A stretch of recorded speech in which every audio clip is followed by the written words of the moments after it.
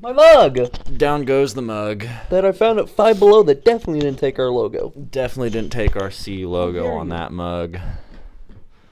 But episode number 6. No. It's gonna struggle because I'm Quit sitting- moving. Well, I'm trying to get comfortable. We're getting rid of this couch soon anyways, so. But Yes, we moved locations, not really. we just kind of shifted from one corner of the room to the other. If you didn't know, we filmed this in my room, and I got tired of where my bed was, so I moved it back. But that's where the couch was, so I moved the couch over here, Where the bed was. and now it's here. And now the couch is going away on Thursday. In favor of a random futon that might actually fit in the space that we have designated for it. If we can get it. I'm sure Wesley will be fine with it. We're just helping clean out one of the storage rooms. Yeah, shout out Wesley, my RA. Good guy. I like Wesley. I'm gonna be sad next year without him. So, college basketball. Yeah. Top 3 stay undefeated. Purdue in a close one today versus Wisconsin, but stays undefeated on the week nonetheless. North Carolina, my Tar Heels, had a big win over Duke in Chapel Hill. We still got to play them one more time in Cameron Indoor, but we won this one. That's all that matters, I think, because it really separates us from the rest of the pack in the conference for the conference championship. Who else lost this week? You have Wisconsin, Duke, Kentucky, Houston, Oklahoma, TCU, Texas Tech, Iowa State in a wild game. I'm sure Versus we're gonna talk Baylor. about Yeah, that one was a big one. that. Utah State, and then our own Concordia Bulldogs, men and women, took down Northwestern and Morningside. Who are both ranked pretty highly, especially on the men's side. I don't know We if you can't forget the one team on here as well that lost in a one-point team? loss to Butler. What team? Your Creighton Blue Jays lost. I- It's written down here. You skipped right Nope, over it on the list of teams. I did not skip over it. I started at purposely missed it. you started at Wisconsin and went to Utah State and then went right back up to the top with Morningside and Northwestern. I feel like we should get the important games out of the way. Creighton was ranked in the top 15. Shut up. Heck, I've got Utah State on there, and they were only ranked 17. So Creighton definitely loss was more impactful than the Utah State loss. You can't win a game if you don't play defense, okay? Whoever's running the defense needs to get a good wake-up call right now, okay? I'm a little upset, all right? I gave up 98 or 99. It was 99, 98. Gave up 99 points in a college basketball game, nonetheless. Absurd. Had a freaking chance to win it. Perfect play. Couldn't have done it even better. Hits off Trey's foot and we lose. Oh, man. Fun times. But No. like we were saying about Morningside Northwestern, we played at Morningside and we got Northwestern at home, if I remember correctly. I did not get a chance to go to those games because I was watching my Tar Heels beat Duke. That's what I was watching. So I did not go and see those games. I saw that it was close games up until the end, especially for the men's against Northwestern at home. Yeah. But, I mean, the Iowa State-Baylor game, crazy ending. The Creighton-Butler game, crazy ending. Wisconsin played Purdue better than really anyone has been able to play Purdue this year. Yeah. Houston's loss was not like a bad loss. It was to a good Kansas team. But it was a bad loss when you look at it. I mean, they got blown out, in a sense. They got blown out. Because, I mean, everyone thought it was going to be like a 5-point game at most. As soon as you get into the double digits in a game like that, especially when it's supposed to be only a 5-point game kind of thing, it becomes a blowout. Even if it wasn't like a 20, 30-point blowout, it's a blowout as soon as it gets in the double digits. Yeah. Did you see the video of Allen Fieldhouse? Everybody just having a great time. They're rocking. I did not, but I also don't watch a ton of Kansas unless OU's playing them, especially not when North Carolina is playing. But, I mean, I know I saw some posts about them honoring the football team at halftime because of the bowl game win. Shout out Quentin Skinner, Tulsa native. He was there, kind of one of the big guys they were talking about. Actually played football with 2 of his younger siblings, so shout out Quentin Skinner. But kind of, I don't know, like you were talking about the Trey play at the end of that game. things happen, and kind of like the no call for Filipowski in the Duke North Carolina game. We won, but I can still be frustrated with the fact that R.J. Davis took an elbow to the side of the head after the play was over for about 4 seconds, and there was not any sort of technical assessed to Filipowski. I don't care that he is Duke's golden boy. He elbowed R.J. Davis in the head after the play. Pretty obviously a technical. Even the commentators, when they were talking about it, like, this has got to be a pretty obvious technical and get the ball back. Ref walks back out on the court. No penalties at all assessed. I was very frustrated. I'm sure the neighbors heard me yelling at the TV that night. So. Yeah. But that's whatever. That's cool. You have Mark Few on here getting heated. I'm sure you probably know more about that. That was something I didn't really see. So obviously Mark Few, the head coach of Gonzaga, they played their rival of St. Mary's, and that game gets heated. Like, that's Was that one in MSG? No, that was UConn St. John's, buddy. Okay. I knew it was one of that conference's games. What? Or no, I knew it was a. My brain isn't working. Gonzaga and St. Mary's are in the WCC, not the Big East. Give me a second. Do you know where you are? Keep talking. My brain is trying to catch up with where we're at. Hold on. Gonzaga students were upset about some calls and threw trash on the court. That's where I was thinking about it. Yep. Okay. And I understand where you're at now. I've caught back up. And Mark Few ran over from his side of the court and yelled, "Cut that out! Stop it! Cut it out!" Which my brain was still on Creighton for some reason, but yes, I saw that now. I remember seeing that ESPN notification come across my screen about the trash getting kicked on the court, which in the end was kind of the helped kind of lead to the final blow. Yeah, for Gonzaga losing that game. Unfortunate, but like I said for the other two games, things happen, and you just kind of got to deal with it, I guess. We kind of already talked about Purdue barely scraping by today, but it was against a tough Wisconsin team, and it was probably the best that they've been played all year. And we say scraped by, it was still a 6-point win, so it wasn't like it was a 1-point buzzer beater style game. It was still a multi-point win, but it was a lot closer than we've seen anybody really play Purdue this season, which is new because now you got teams that are playing them good. And this is before the tournament, so teams are going to be able to figure out, hey, when we get to the tournament, this is how we need to play Purdue. And that's probably not a good look for Purdue, but we'll see how it plays out once we get to tournament, especially. But I know you're pulling up bracketology right now. Slowly but surely. And I know you have on here, we be concerned about Nebraska? Any updates on that game currently? No, but I can look quickly. Why not? Well, while you're pulling up bracketology, I can pull it up. Yeah, Nebraska obviously upset Wisconsin. They stormed the court again. Again. I love how we have to say again for that. A certain O-line coach at a certain small-town school in Nebraska had some comments about it. I remember that. Some rumblings have been made. Am I a little concerned? Yes. But this is Nebraska we're talking about, who is, gosh darn it, Illinois. Tomonaga's got 15 at halftime. No. Nebraska's winning 36-34 right now. I'm concerned, actually. At halftime. Only you're concerned because you don't want to see Nebraska succeed. No. In basketball as a Creighton fan. Because here's the thing, right? If they beat Illinois tonight, every Nebraska fan I know is going to clown on me. Yeah, because your Creighton Blue Jays lost, then Nebraska not only upsets number 6 Wisconsin, but then goes and also beats Illinois and stays undefeated on the week. I'm just waiting on the poll tomorrow to have OU out of the top 25, and I'll have to just live with it. But my Tar Heels are still going to be sitting pretty at 3, so I can't be too upset. But any bracketology updates? Anything crazy different from last week with the brackets? They moved some teams around to different areas. It kind of looks like it's all the same ranking wise. Pretty much the same.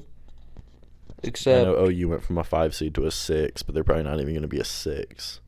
It looks like everything's pretty much the same from when I checked it on Friday. Okay, so not much really No. changed. In other college sports news, I mean, do they have the Wooden Award on there at all? Kind of the Wooden Award watch list? I can see if I can find it for you.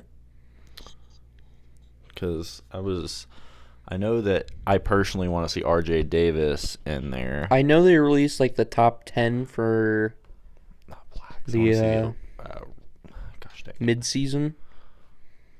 an awards watch list. Because I know, if I remember correctly, they had both Armando Baycott and R.J. Davis were both on there. Here's the midseason top 25 watch list. I know Baylor Sharman's on there from Creighton. They've got Max Asmus from Texas, horns down, but he also went to ORU, which is about 5 minutes from my house. I've got a teammate from high school who is playing at ORU right now, Seth Cruz. He's only a freshman, not playing a ton right now, but he's on the team there. Armando Baycott and R.J. Davis are both on there. Hunter Dickinson, Zach Edey, John L. Davis, L.J. Cryer from Houston, Filipowski from Duke, P.J. Hall from Clemson, David Jones from Memphis, Connect from Tennessee, who has been playing lights out recently for Tennessee, Kolek from Marquette, Jaden Leedy from San Diego State, Caleb Love from Arizona, former Tar Heel, always going to be a Tar Heel in my heart, Kevin McCullough Jr., Tristan Newton, Antonio Reeves, who had a good battle between him and Connect last night in the Tennessee-Kentucky game, Baylor Shireman, like you mentioned, Mark Sears, Reed Shepard, also from Kentucky, KJ Simpson from Colorado, Isaiah Stevens from Colorado State, Wade Taylor from Texas A&M, Tyson Walker, and Jacoby Walter from Michigan State and Baylor. That's great. So, kind of a large. I mean, it's not like it's more spread out than I think it has been, because typically you see one conference really dominate it, and I mean, Big 12's got 1, 2, 3, 4, 5. And that seems to be the most. You got like 5 SECs, a couple ACCs, a couple, like you got one Mountain West, some American representation, but, not really dominated by one single conference for the top 25 at midseason. Yeah. Which is good to see. I think probably towards the end of it, like when it gets close to it, you'll see one conference ahead of the rest. Yeah, because you'll start to see one conference, the players will start to separate themselves when it gets down to crunch time. Mm-hmm. Other college sports to be looking forward to in the next couple days. Softball starts in 4 days. Opening tournament, I believe, is Thursday. I will be watching the opening tournament because of the fact that OU plays 2 games on Thursday, 10:30 and 2. It'll be no attention will be being paid in my classes those days. Sorry to all of my teachers, but So that means this is OU softball we're talking about. So that means while we drive up to my cabin to dump the couch, you're gonna be watching OU softball. I will be watching OU softball on Thursday while driving to your cabin. That is for sure. All right. It's gonna be fun. We got weekend tournament this week. Then next week, a lot of the tournament will be on ESPN Plus, which I have access to. I won't have to go through a secondary site to find it. But I mean, kind of looking forward to that. I may seem biased because I'm an Oklahoma fan, but is there anyone who's gonna be able to beat Oklahoma this year? Like, realistically, is there a team that's on the same level? No. For the amount of softball I follow, I really don't think. Like, you have some like untouchable programs, right? In my mind, Yeah. like UConn right now and men's basketball, I think is one. Yeah. That team's hard to beat. I think Oklahoma softball takes the cake because they've won the national championship like 4 years in a row now, right? We have a three-peat going. This is going for year 4, I believe. I think we've won 4 of the last 5. I know we haven't lost a game in 53 games. Yeah. I mean, you had a lot of talent with Grace Lyons and some of those other players there for a little while, and that loss is going to kill them. But, I mean, I really think it will be hard to touch Oklahoma. We also just reload. Like, we lost some talent, but we also have Jada Lyons coming back. I think the biggest returner that we lost was going to be Jordy Ball, who actually came up to play for the Huskers, but that's because she's from Papillion, so it's not really like she got her national championship. Now she's gonna go play for her hometown team, I say hometown team, but Papillion's still like 30 minutes from Lincoln. But I'm sure growing up in Papillion, she was a Cornhusker fan when it came to softball. So she's getting to play from hometown team. She did what she wanted to at Oklahoma, and that was win the national championship. But we reload.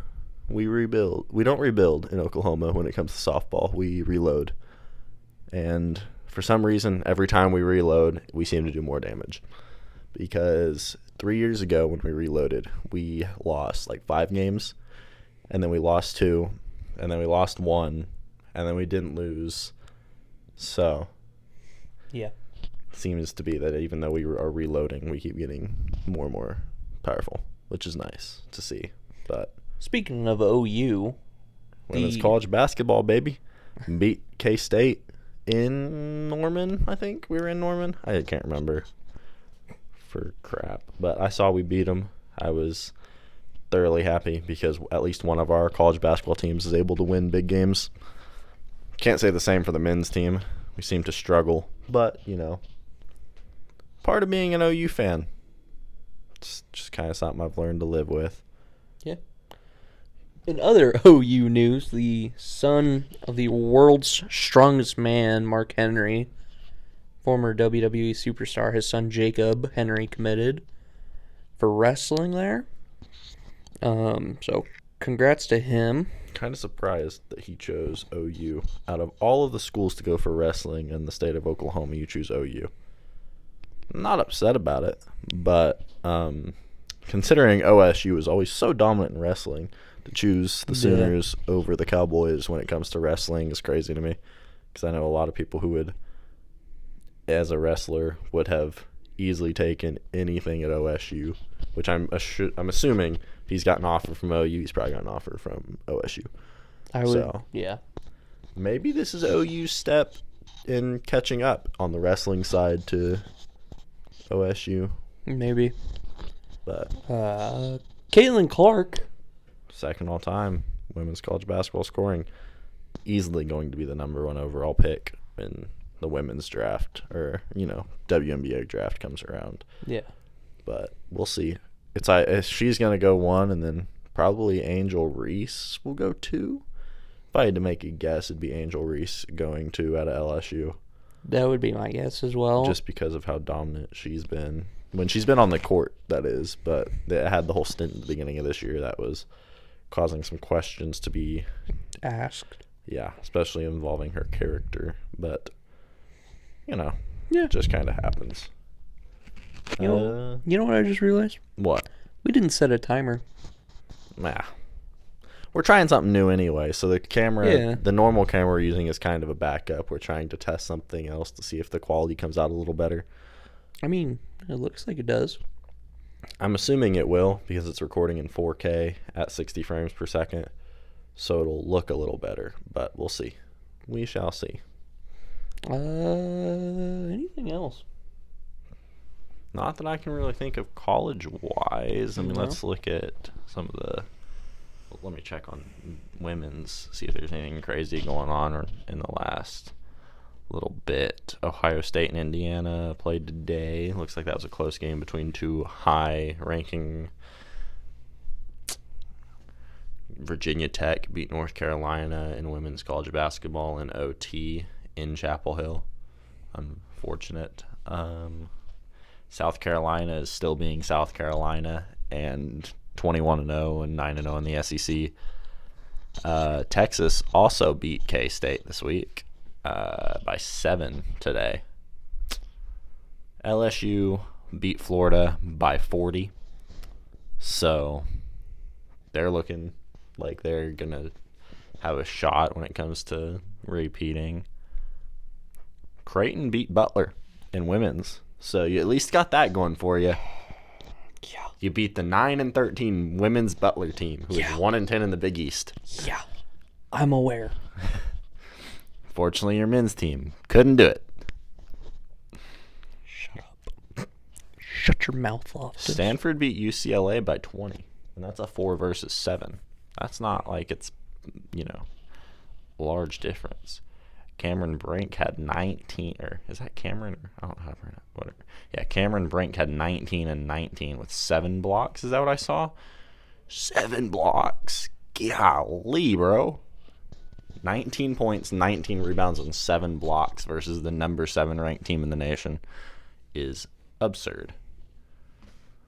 I don't know. I know one of the big things I was talking about was with blanking on his name, but he's a North Carolina boy. Let me go back. I was talking to you about it earlier too. I mentioned him by name earlier when we were getting dinner, and now I'm struggling to pull the name out of the back of my head. Harrison Ingram, that's what it was.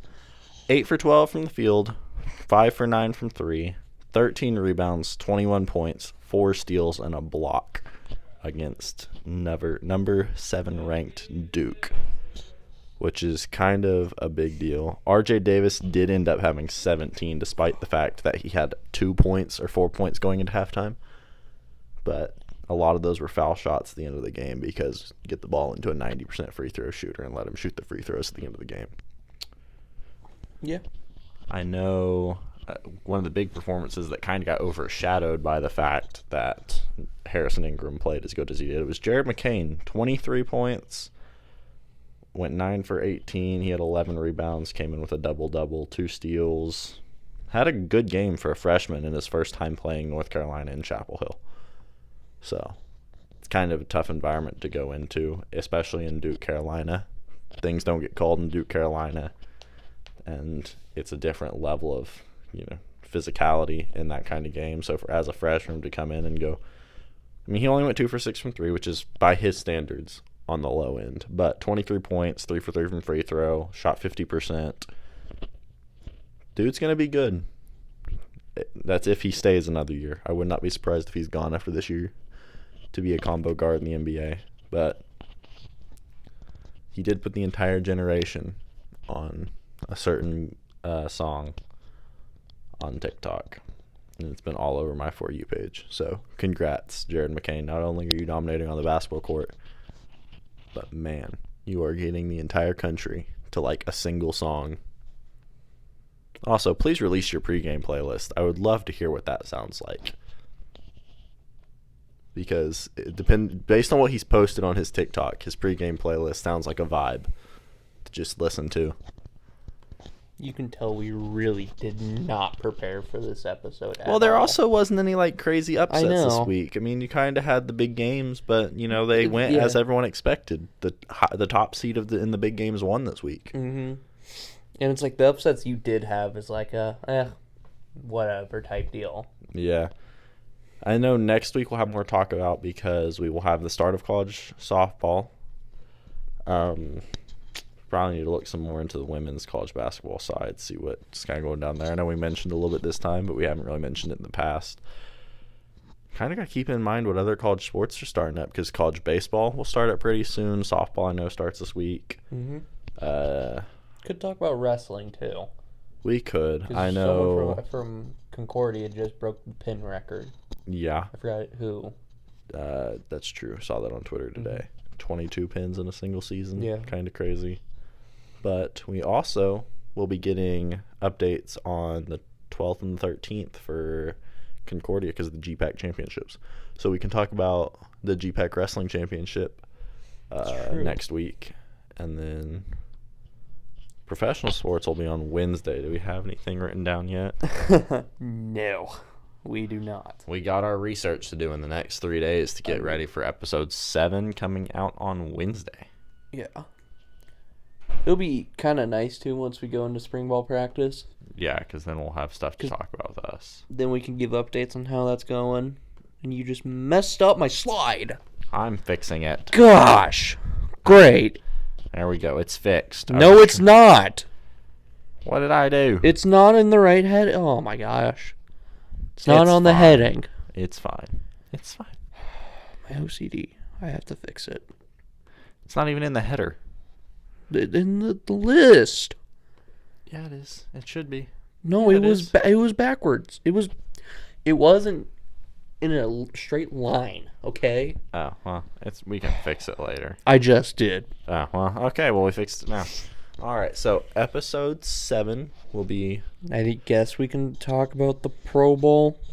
Yeah, the flag football game that's going on right now. That still upsets me that we don't actually have a Pro Bowl game anymore. I mean... to give us moments like what happened with Sean Taylor. Absolutely lighting up a punter.